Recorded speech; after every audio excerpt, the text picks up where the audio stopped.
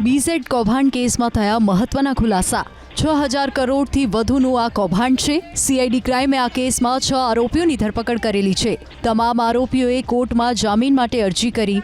BZ ગ્રુપનો પટાવાળો Rahul Rathod મહિને 10,000ની નોકરી કરતો, પણ તેના ખાતામાં લાખોનું ટ્રાન્ઝેક્શન કરાયું। તો 12,500ના પગારદાર વિશાલ ઝાલાના ખાતામાં 19 કરોડથી વધુની હેરાફેરી કરાઈ।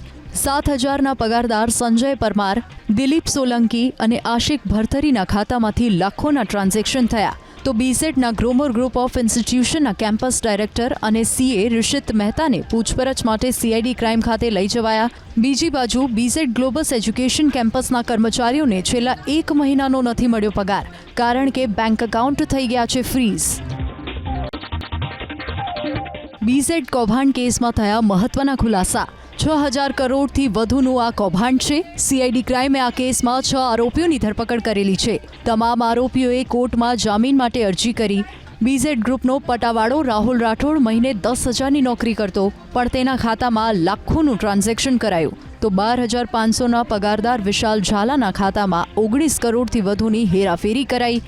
7,000ના પગારદાર સંજય પરમાર, દિલીપ સોલંકી અને આશિક ભરથરીના ખાતામાંથી લાખોના ટ્રાન્ઝેક્શન થયા। તો બીઝેડના Growmore group of ઇન્સ્ટિટ્યુશનના campus director અને સીએ રિષિત મહેતાને પૂછપરછ માટે સીઆઈડી ક્રાઇમ ખાતે લઈ જવાયા।